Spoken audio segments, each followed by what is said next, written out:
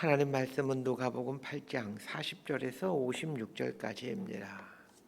누가복음 8장 40절에서 56절까지 말씀 번갈아 가며 읽습니다. 제가 먼저 읽겠습니다. 예수께서 돌아오심에 무리가 환영하니 이는 다 기다렸음이러라. 이에 회당장인 야이로라 하는 사람이 와서 예수의 발 아래에 엎드려 자기 집에 오시기를 간구하니 이는 자기에게 12살 된 외딸이 있어 죽어가미러라. 예수께서 가실 때에 무리가 밀려들더라. 이에 12해를 혈류증으로 앓는 중에 아무에게도 고침을 받지 못하던 여자가 예수의 뒤로 와서 그의 옷가에 손을 대니 혈류증이 즉시 그쳤더라. 예수께서 이르시되 내게 손을 댄 자가 누구냐 하시니 다 아니라 할 때에 베드로가 이르되 주여 무리가 밀려들어 미나이다. 예수께서 이르시되 내게 손을 댄 자가 있도다.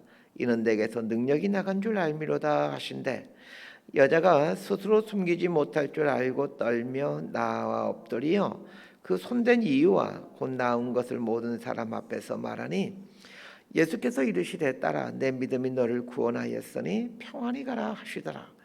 아직 말씀하실 때에 회당장의 집에서 사람이 와서 말하되 당신의 딸이 죽었나이다. 선생님을 더 괴롭게 하지 마소서 하거늘 예수께서 들으시고 이르시되 두려워하지 말고 믿기만 하라. 그리하면 딸이 구원을 얻으리라 하시고 그 집에 이르러 베드로와 요한과 야고보와 아이의 부모 외에는 함께 들어가기를 허락하지 아니하시니라. 모든 사람이 아이를 위하여 울며 통곡하매 예수께서 이르시되 울지 말라 죽은 것이 아니라 잔다 하시니 그들이 죽은 것을 아는 고로 비웃더라. 예수께서 아이의 손을 잡고 불러 이르시되 아이야 일어나라 하시니 그 영이 돌아와 아이가 곧 일어나거늘 예수께서 먹을 것을 주라 명하시니 56절 함께 읽습니다.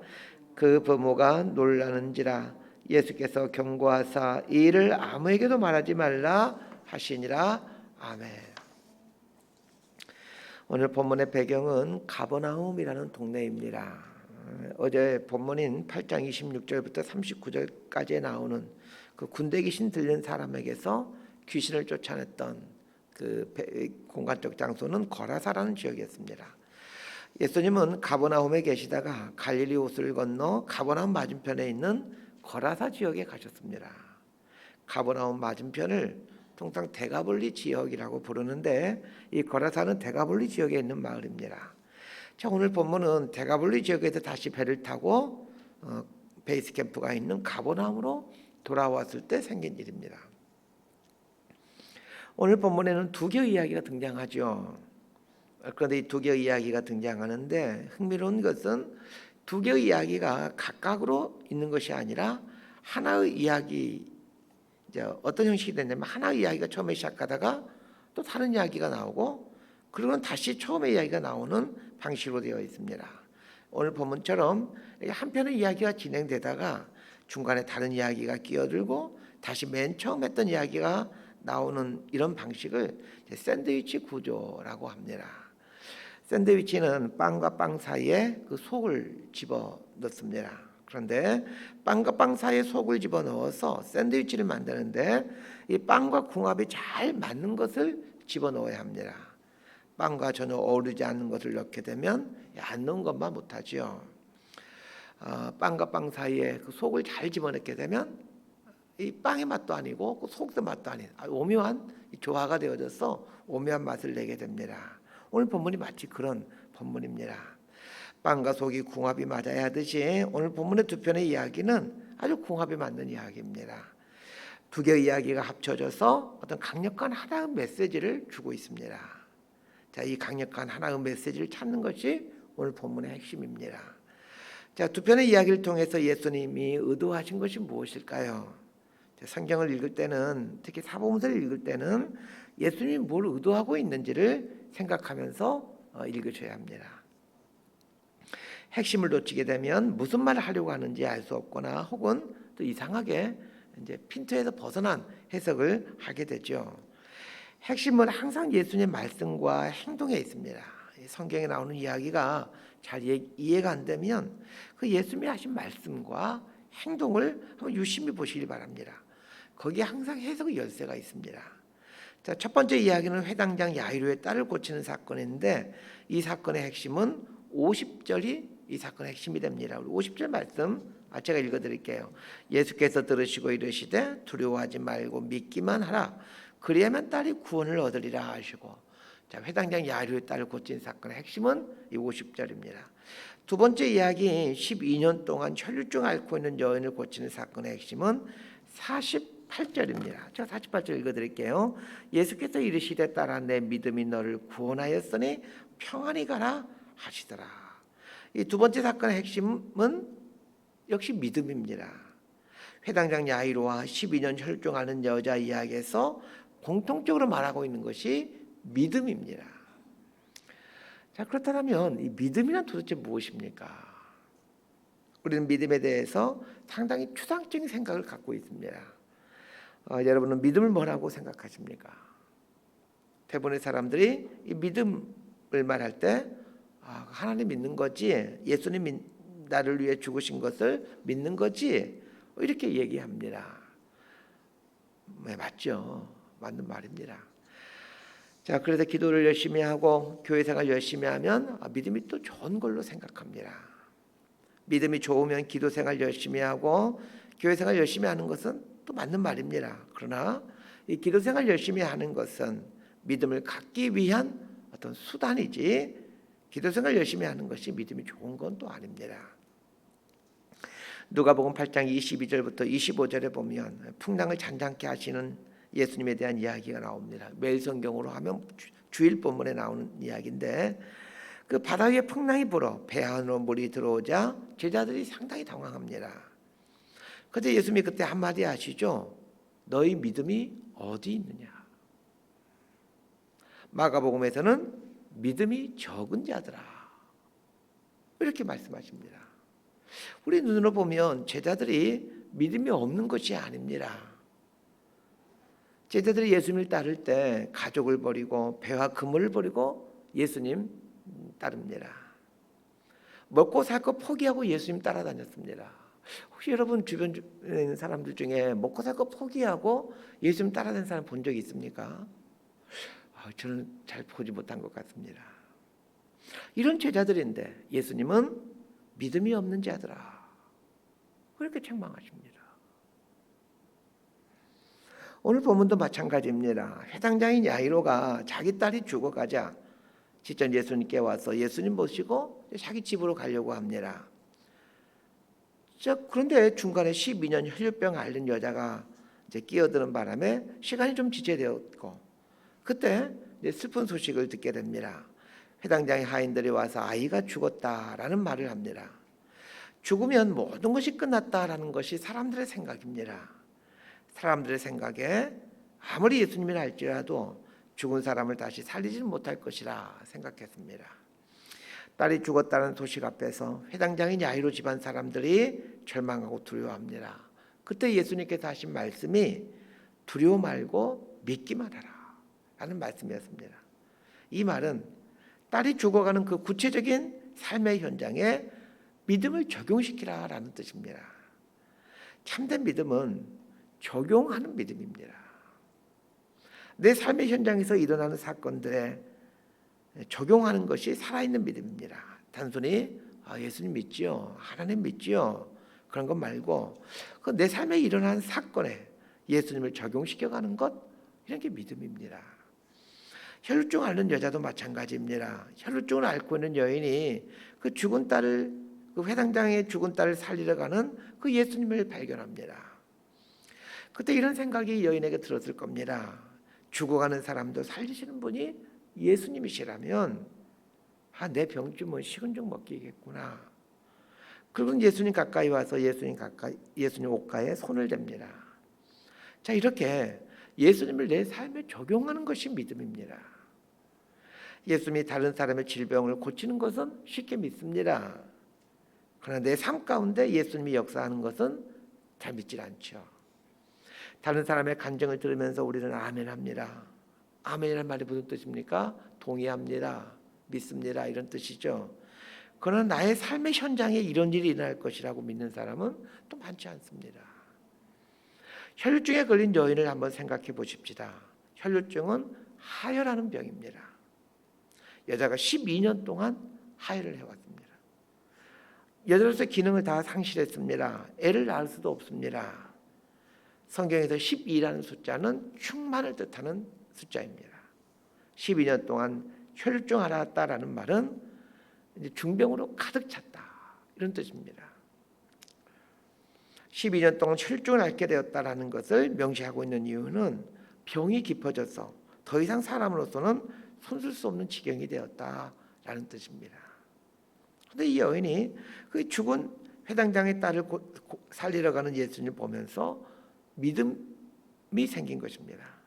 죽은 아이도 살리러 가는 분이 예수님이라면 죽은 내 몸도 고칠 수 있겠구나 라는 믿음이 생겼습니다. 그래서 예수님께서 이 여인에게 뭐라고 말씀합니까? 딸아, 네 믿음이 너를 구원하였다 라고 말씀하십니다.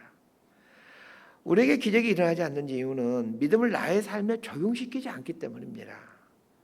믿음이 없는 것이 아니라 믿음을 나에게 적용시키지 않기 때문입니다. 종종 하는 말인데 학교 다닐 때 수학 참 어려웠습니다. 수학 공식을 모르는 게 아니었습니다. 수학 공식 다 알고 있습니다. 그런데 그 문제를 풀 때는 쉽지 않습니다. 왜 그럴까요? 그 공식을 이 문제에 적용을 시켜야 되는데 그걸 적용을 시키지를 못합니다. 공식은 알고 있습니다. 그런데 문제에 이 공식을 적용시켜야 문제가 해결될 것 아니겠습니까? 우리가 그렇게 신앙생활을 하고 있다는 겁니다. 우리가 알고 있는 믿음을 내 삶에 적용시키지를 못합니다. 자, 그래서 주일 본문에 광풍이 일어나는 그 기사를 다루고 있는 보면 제자들이 당황하다 이렇게 말씀하시죠. 너희 믿음이 어디 있느냐? 왜 그 믿음을 네 삶의 문제에 적용시키지 못하느냐? 이런 말입니다. 지금 너의 맞닥뜨리고 있는 이 상황에 믿음을 적용시켜야지. 예수님이 하나님이시라는 그 믿음을 적용시켜야지. 왜 그 믿음을 이 상황에 적용시키지 못하느냐?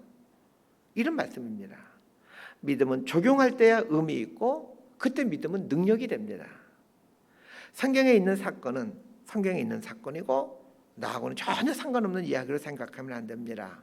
그런 생각을 갖고 있으면 성경도 재미없고 신앙생활도 재미없습니다.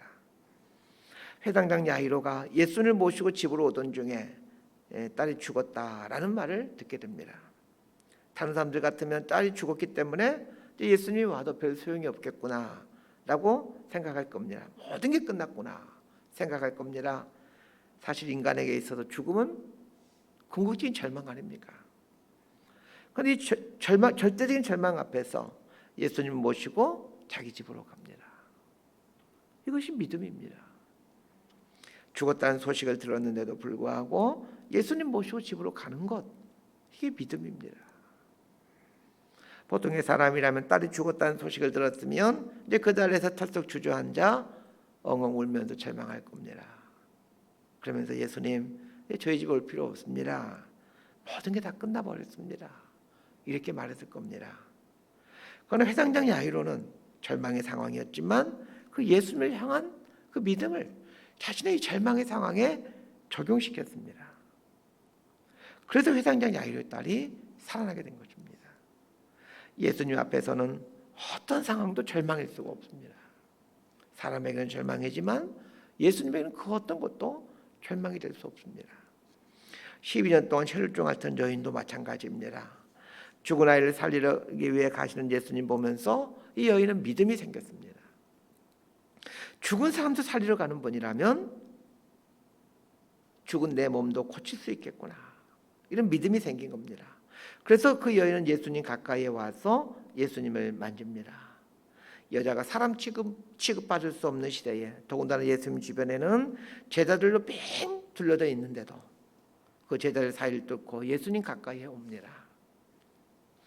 여자가 남자 주변에 가까이 할 수 없는 시대에 예수님 가까이 와서 옷을 만진 것이 이 믿음의 적용입니다. 여자의 입장에서 예수님의 옷을 만지는 것은 모험이었습니다. 모험은 믿음의 다른 표현입니다. 그래서 믿음을 갖게 되면 반드시 모험하게 됩니다. 20세기 최고의 심리학자이면서 정신분석학자인 이 폴 트루니에의 책 중에 모험으로 사는 인생이라는 책이 있습니다. 그 책에 보면 하나님이 인간을 위해 모험을 했다라고 말하고 있습니다. 하나님께서 인간을 위해 자기 아들을 십자가에 못을 박는 모험을 합니다. 모험을 하신 이유는 인간을 믿었기 때문이고 신뢰했기 때문입니다. 하나님이 인간을 향해서 믿음을 갖고 있었기에 하나님이 인간을 향한 모험을 하십니다. 만약 하나님이 이제 인간을 위해 예수님을 죽였는데도 인간들이 그 예수님을 믿지 않게 된다면, 자, 하나님 입장에서 예수님의 죽음은 헛된 죽음이 되어버립니다. 그냥 자기 아들만은 그냥 아무 이유 없이 죽여버리는 것입니다. 인간들이 예수님을 믿지 않을 가능성이 굉장히 높았지만, 그래서 예수님의 죽음이 헛될 수도 있지만, 그래도 하나님은 예수님의 십자가에 못을 박는 모험을 감행하십니다. 왜 그렇습니까? 하나님에게는 믿음이 있으셨기 때문입니다. 이렇게 믿음은 모험을 만들어냅니다. 하나님 인간을 사랑하고 또 그 예수님을 죽인 모험을 하신 것처럼 우리 인생도 하나님을 향해 모험을 해라 라는 것이 이 책이 말하고자 하는 중심 내용입니다. 꼭 기억하십시오. 믿음은 모험을 하게 만듭니다. 믿음이 있으면 모험을 하게 만듭니다. 하나님을 향해서 모험을 해보십시오. 하나님이 나에 대해 모험을 하시는 것처럼 우리도 하나님을 향해 모험을 해야 됩니다. 이 모험을 가리켜 성경은 믿음이라고 부릅니다. 그래서 모험으로 사는 인생이라는 말을 다른 말로 바꾸면 믿음으로 사는 인생이라고 바꿀 수 있습니다. 하나님이 우리에게 모험을 하셨습니다. 우주의 주인이신 전능하신 하나님이 피조물에 불과한 연약한 인생에게 모험을 하셨습니다.